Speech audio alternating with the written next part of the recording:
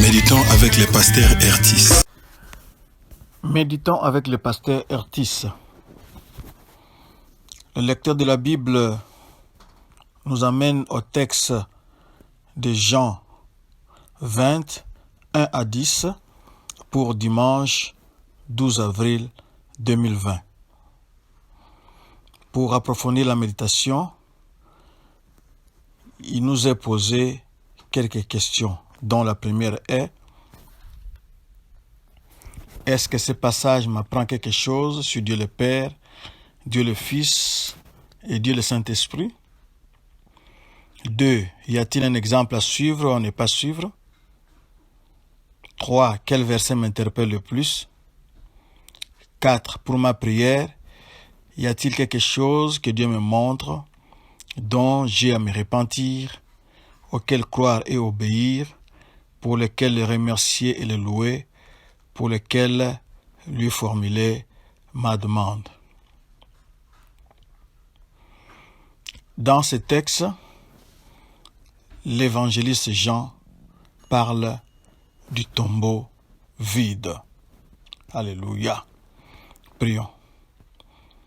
Seigneur, nous bénissons ton nom. Toi qui as ressuscité des morts ton Fils Jésus-Christ. Si nous pouvons parler aujourd'hui, si nous pouvons crier Alléluia aujourd'hui, si nous pouvons danser aujourd'hui, c'est parce que il était mort, 3 jours après, il est ressuscité. Il est vivant, il est assis à ta droite. Bénis ce temps, Seigneur. Bénis ce temps très important, ô Seigneur, que nous voulons sonder les Écritures. Nous voulons que ton Esprit nous y aide. Au nom de Jésus-Christ. Amen. Shalom, bien-aimés. Que Dieu vous bénisse. Jésus-Christ est ressuscité et le tombeau est bel et bien vide.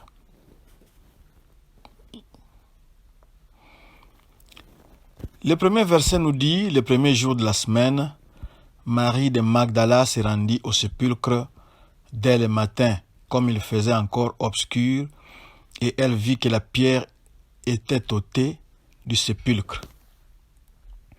Marie de Magdala, c'est cette femme qui avait quitté la Galilée, qui avec d'autres avait suivi le Seigneur Jésus-Christ jusqu'à Jérusalem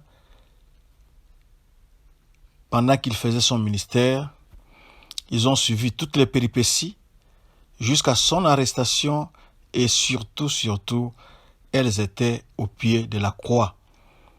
Alors, comme le sabbat est fini, cette femme accourt, ou bien cette femme se dirige, va au tombeau, là où on avait enterré Jésus-Christ, parce que elles étaient non loin de là, elles ont observé l'endroit où on l'avait mis. Et elle est arrivée là-bas et elle constatera que la pierre, la grosse pierre qui bouchait l'orifice ou l'entrée du tombeau, cette grosse pierre-là qui pesait, qui demandait beaucoup de personnes, d'aucuns ont dit c'est 200 kilos, d'autres c'est 2 tonnes, mais cette pierre avait été ôtée du sépulcre. Elle a trouvé cela louche, c'est pour cela, parce qu'elle avait vu, elle avait observé comment Joseph d'Arimathée et Nicodème avaient opéré ce jour-là. Ils avaient le vendredi, ils avaient déposé le corps, roulé la pierre pour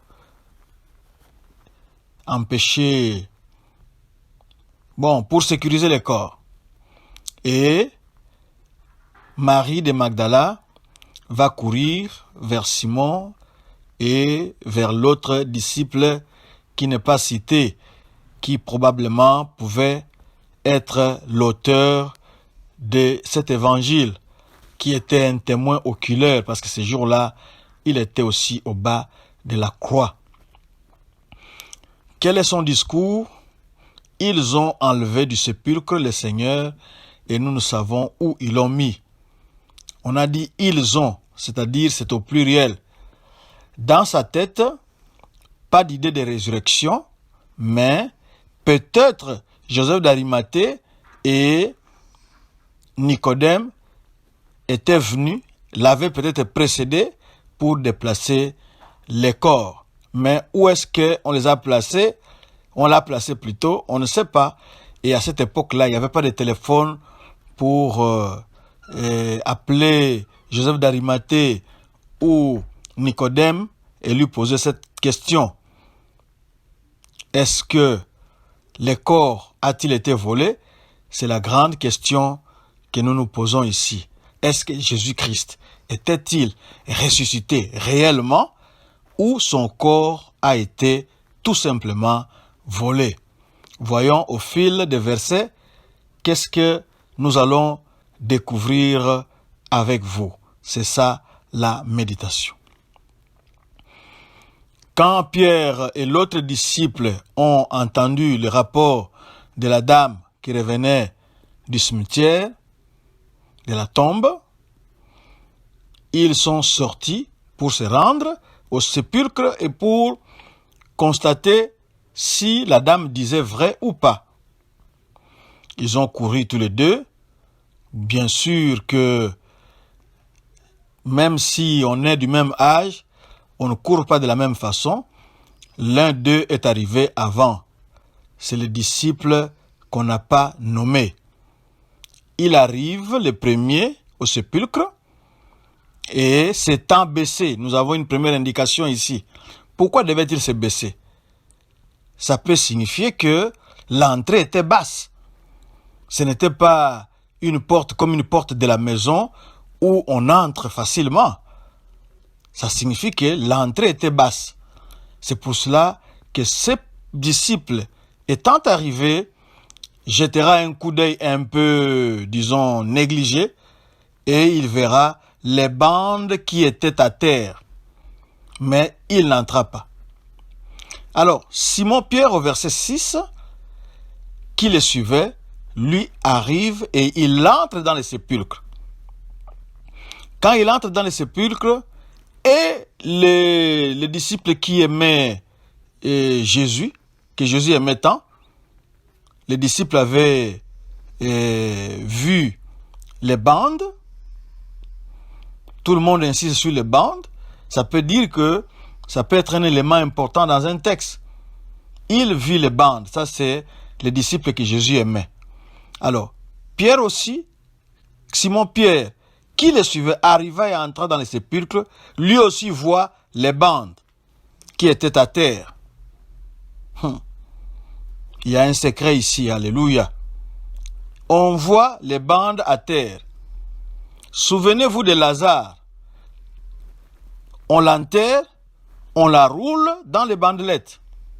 Ce sont les mêmes bandelettes qu'on retrouve ici. Souvenez-vous que nous avions dit que l'enterrement de Jésus-Christ était un enterrement cher. Par la qualité du matériel qu'on a, la qualité, la quantité des aromates qu'on avait apportés, la qualité des lingettes qu'on avait utilisées. D'autres commentateurs disent que c'était en lin. Ces bandelettes étaient en lin. Et le lin, même jusqu'aujourd'hui, c'est un tissu très cher. Et on voit cela par terre. Et non seulement on a vu les bandes par terre, ça signifie quoi? Ça signifie que on n'a pas volé le corps de Jésus-Christ. Qui est ce voleur qui viendrait pour voler un corps, prendre le soin de le dérouler d'abord, dérouler les lingettes qui emprisonnaient son corps. Il prend tout ce temps-là et il sortirait avec le corps sans lingette. N'oubliez pas que les autres évangélistes nous disent que les principaux sacrificateurs étaient allés voir Pilate pour lui dire que il faut nous donner une garde parce que nous savons que cet imposteur, entre parenthèses Jésus-Christ, avait dit que on peut l'enterrer, 3 jours après, il va sortir. Il ne faudra pas que ses disciples viennent voler le corps de nuit ou bien voler le corps et dire qu'il est ressuscité. On leur avait donné une garde. Cette garde-là était là. Et imaginez-vous que la garde était là, que la garde dormait. On a enroulé la pierre, la garde n'a pas entendu. Quelqu'un entre dans le tombeau, il prend tout son temps à dérouler les linges qui entouraient Jésus-Christ, les gardes n'entendent pas. Il sort avec le corps, les gardes n'ont rien vu. C'est pour dire que l'hypothèse du vol du corps de Jésus-Christ est une fausse hypothèse. Il est bien ressuscité. Il est bien ressuscité. Et continuons notre lecture, notre méditation. Et le linge qu'on avait mis sur la tête de Jésus, non pas avec les bandes, mais plié dans un lieu à part. Donc, les linges de la tête ont gardé la forme de la tête. Les linges du corps ont aussi gardé la forme du corps. On ne les a pas dérangés. Ils ont gardé la forme. Alors, l'autre disciple qui était arrivé, le premier au sépulcre, entra aussi. Et il vit et il crut. Le deuxième disciple qui entre dans le tombeau vide n'a pas cru parce que il a entendu Jésus-Christ dire qu'il va se ressusciter. Il n'a pas cru parce que les textes de l'Ancien Testament disaient que le Messie devait souffrir et ressusciter. Mais qu'est-ce qui amène ce second disciple à croire? C'est quand il a vu la position de ses linges, la position des bandelettes.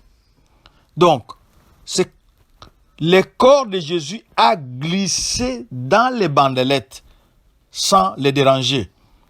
La puissance de la résurrection est passée dans les bandelettes sans pour autant modifier leur forme. Un voleur serait venu, s'il aurait eu le temps de dérouler les bandelettes allaient être en désordre. Mais quand ces disciples-là regardent la position des bandelettes, voyant que leur position n'a pas été dérangée, c'est à ce moment-là qu'ils croient. Il n'a pas cru parce que Jésus-Christ avait dit qu'il va ressusciter. Il n'a pas cru parce que les anciens prophètes avaient prophétisé que le Messie ressusciterait, mais il croit parce qu'il a vu. Les linges qu'on a utilisés étaient très coûteux, très chers. Même aujourd'hui, les lins, l'habit de lin coûte cher. Qui est ce voleur qui s'encombrerait d'un corps mort et laisserait ce qui pouvait l'enrichir? Les lingettes là qu'on avait utilisées là. Et les lingettes là provenaient des gens qui étaient riches, comme Joseph d'Arimathée et Nicodème. C'était pas n'importe qui, c'était des gens riches et influents. Et les voleurs laisseraient les lingettes, partiraient avec les corps pour faire quoi avec? S'encombrer inutilement, sans oublier que la garde qui était dehors pouvait se réveiller d'un instant à un autre. Alors, quand ses disciples a vu, il a cru. Il a cru que Jésus-Christ réellement, il est ressuscité. Et le verset 9 précise, car il ne comprenait pas encore que selon l'Écriture, Jésus devait ressusciter des morts. Oui, c'est ce que nous sommes en train de dire ici. Il ne croit pas parce que les Écritures l'avaient dit. Mais il croit parce qu'il a vu. Ce qu'il a vu, c'est lui le témoin oculaire. Nous croyons aux journalistes qui ont écrit à gauche ou à droite, vous n'avez pas été là, il vous balance son papier, son article, vous croyez, ah oui, c'était comme ça. Mais ici, nous avons un journaliste qui non seulement écrit, mais promène sa caméra pour nous dire que quand il a vu les bandelettes en position, ça n'a pas été dérangé. Le problème ici, c'est que ça n'a pas été dérangé. Parce que si c'était un voleur, les bandelettes allaient être en désordre. Mais les bandelettes ont gardé la forme du corps. Souvenez-vous que Lazare, quand on lui a dit Lazare sort, il a eu besoin qu'on le délie. Mais ici, Jésus-Christ n'a eu besoin de rien. Quand le temps était venu de sa résurrection, il a glissé tout simplement dans les lingettes. Les lingettes ne pouvaient pas le retenir. Et si la pierre a été roulée, ce n'est pas pour faire sortir Jésus. La pierre, c'est pour nous les spectateurs. La pierre, c'est pour vous qui doutez encore que Jésus n'était pas ressuscité. C'est pour vous montrer que le tombeau est vide. Alléluia. Il est ressuscité, il est vivant. Anticipons déjà pour dire que par la suite, on le verra. Le même jour où il s'était ressuscité là, on l'a vu 5 fois à différents endroits, par différentes personnes. Et la Bible nous dit, il a été vu par plus de 500 frères à la fois. Nous ne sommes pas encore là, ça viendra après. Mais sachez simplement que Jésus-Christ n'a pas été volé, il a été ressuscité. La puissance de la résurrection l'a touché. La mort ne pouvait pas le retenir. La mort ne pouvait pas empêcher Jésus-Christ de sortir. Il est sorti, il a laissé, il n'a pas bougé, il n'a pas modifié la scène matériellement. Parce que lui, il réagissait ou il agissait dans une autre sphère. C'est comme ça que vous verrez Jésus-Christ, quand il va aller rendre visite à ses disciples, il passera au travers des portes fermées. C'est comme ça qu'il est sorti. Il n'avait pas besoin qu'on lui roule la pierre, il n'avait pas besoin qu'on lui ôte les bandelettes pour qu'il se réveille, mais il a tout simplement glissé au-dedans et les bandelettes ont gardé la forme du corps, la forme qu'elles avaient quand Joseph d'Arimathée et Nicodème les avaient posées. C'est pour cela que le tombeau est vide, nous pouvons le célébrer maintenant, il est réellement ressuscité et il est vivant. C'est pour cela qu'il peut vous sauver, il peut me sauver. Vous qui étiez encore en train de douter, Jésus-Christ est réellement ressuscité. C'est le seul prophète qui est mort et ressuscité. Qui est non seulement ressuscité, mais vivant. Il est vivant, il est assis à la droite du Père, et il intercède pour nous. Pouvez-vous croire en lui maintenant? Si vous êtes d'accord, nous allons prier pour qu'il entre aussi dans votre vie. Vous voyez comment sa mort avait transformé Joseph d'Arimathée, qui se cachait, Nicodème, qui se cachait, à prendre des risques. La vie de Jésus-Christ ne leur disait rien, mais c'est sa mort qui les avait touchés et ils se sont transformés en vrais disciples du Christ. Vous aussi, que la résurrection de Jésus-Christ puisse vous toucher, vous influencer, pour que vous deveniez aussi son disciple. Alors, si vous voulez le devenir maintenant, nous allons prier. C'est votre prière.